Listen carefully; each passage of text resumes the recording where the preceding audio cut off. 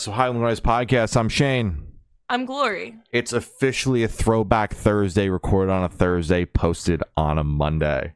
We are so back. But then no one has ever been this back before. No one has ever been so back in their entire life until right now. We are so fucking back. We're continuing along with Ice Nine Kills and their discography, talking about their 2007 record, The Burning. I found conflicting information online about whether or not this is an album or an EP. Spotify has it as an album. 35 minutes. 27, but close enough. So it's 27 minutes. It's felt like 35. It's teetering on that like album EP mark. Like I said, conflicting information. We chose to go with it because this is kind of the turning point within the band's discography, where they kind of head into what we know them as now. So I felt like even if it was an EP, it's long enough to actually have something to make a decent length episode about.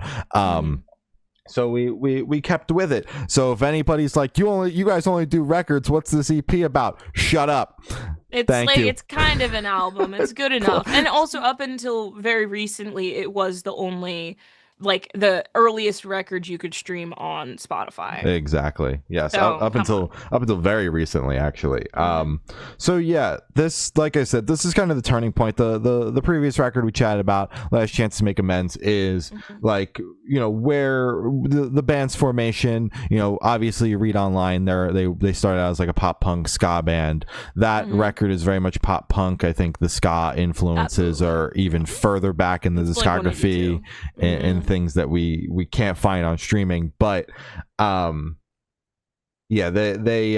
so with this record, this is the pivotal turning point into the more modern metalcore sound. This is very 2007, the album, in terms of the metalcore sound, but this is what they're going for, and this is what they continue with through the rest of their discography up until present day.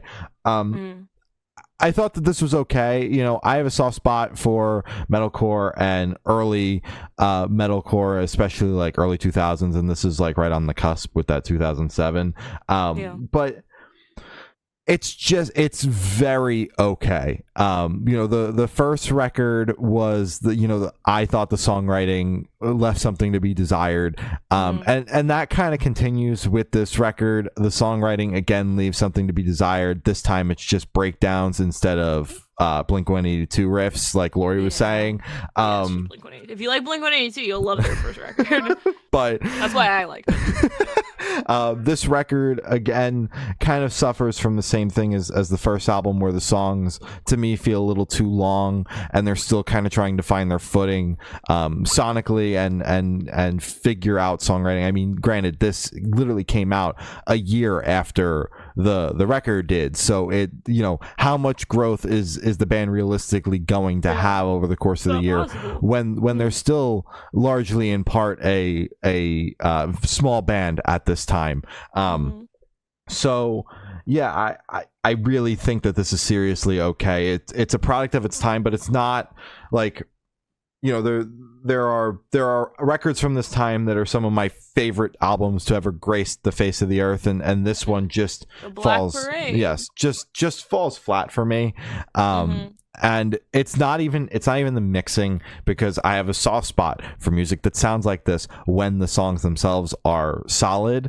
And it's just, again, it's the songwriting for me that is leaving something to be desired. I wish I could sit here and say that I did like it a little bit more, but I do have a vague memory of listening to this record as well, and getting through it when I was really deep in my Ice Nine Kills phase. And of course, this sounds nothing like what the band sounds like now, and I almost feel like their discography takes such a massive shift that there is a certain point where, if you are a fan of one part of the discography, it is hard to justify being a fan of the other side of the discography. One thing I do want to note is Spencer's had incredible vocal performances for such a long part of his career. That. I was like, there isn't a drastic difference in his vocals here to fucking 10 years later. Yeah. It's insane. Yes. Yeah, that is the one thing I picked up. I didn't pick up on it in the first record, but granted, that was a different sound. So it's a little bit harder to pick up on. But this record is a lot closer to what they're doing now, and I was like, wow, did Spencer re-record the vocals? Because it's not like it's verbatim, but it is very, very, very, very, very close. And that's just something I want to commend him on, honestly, that even this early on in the band's career, him as a vocalist, he was an incredibly strong vocalist. And consistent. This record really allows you to kind of start to see where the full package began to form for the band in terms of how they got to where they are, because there are pieces, again, there are parts of songs, just like on the last record, that are solid. They know how to write parts of songs, they just don't know how to put it all together and actually make the song cohesive at this point, still, in my opinion. But you've got really strong parts of songs. I think they really excel, even this early on in their career, at the metalcore sound. Spencer's vocals are a cut above the rest, not to use the line, the silly line from the silly song. But there starts to be these things that form and start to pop up that allow you to see where the band is coming from and how they got to this point. But listening to this record entirely without kind of pulling it apart, you're just kind of like, what the fuck?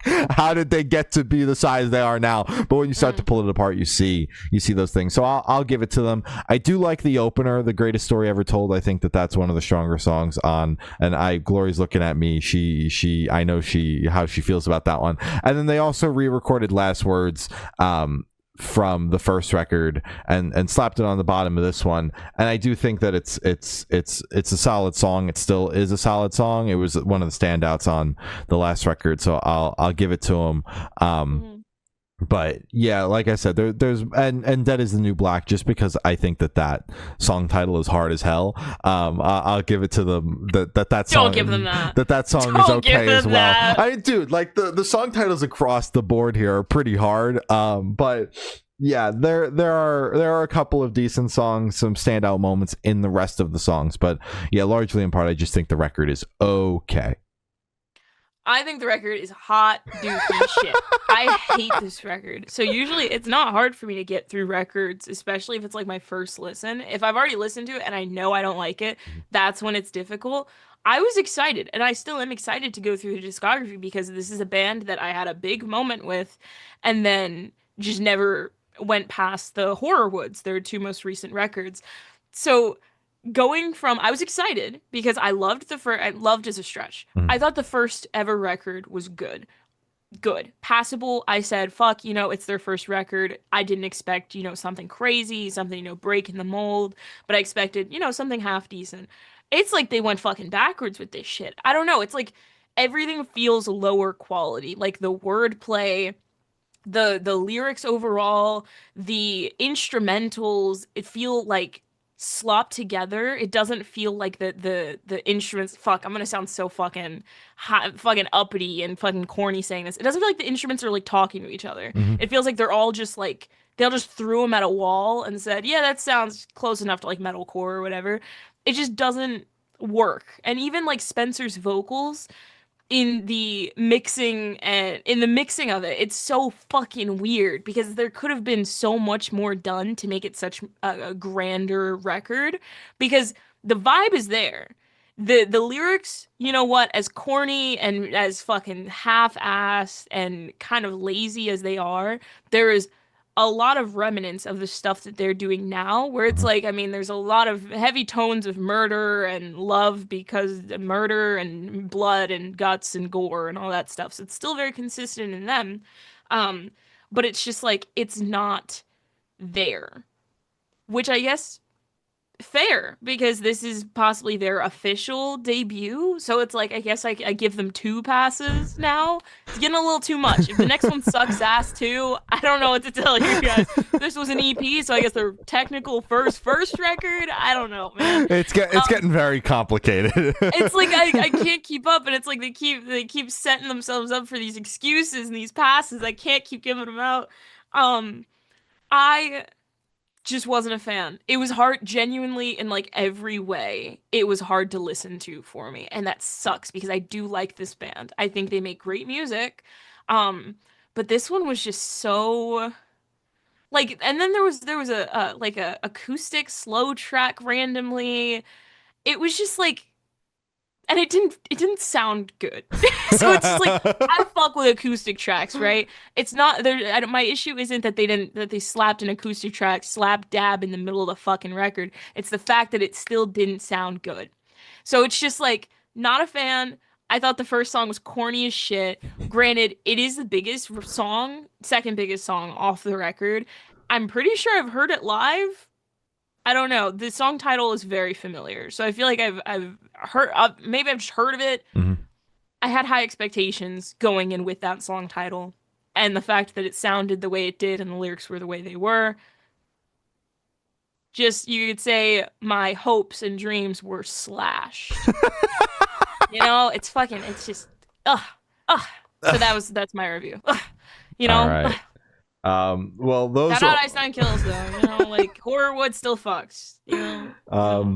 those are all of our thoughts on Ice Nine Kills 2007 record, The Burning album EP, whatever. It's a can't wait to record. get ripped to shreds, bro. I'm so excited. R.I.P. I'm gonna get DMs about this, man. I'm gonna get DMs about it. I can't wait. Well, like as we said at the beginning, we're diving into the discography, so this is just the beginning. So subscribe to us here on YouTube. It helps us out a ton. It's also the only place we post these throwback reviews. So, you got several weeks of Ice Nine Kills content coming up. You can follow us on Instagram. It's Good Noise Podcast. Facebook is Good Noise Pod. TikTok is Good Noise Podcast. All the audio platforms are Good Noise Podcast. And Patreon is patreon.com/Good Noise Podcast. Other than that, I've been Shane. I've been Glory. And we've been the Good Noise Podcast. See you next week. Bye.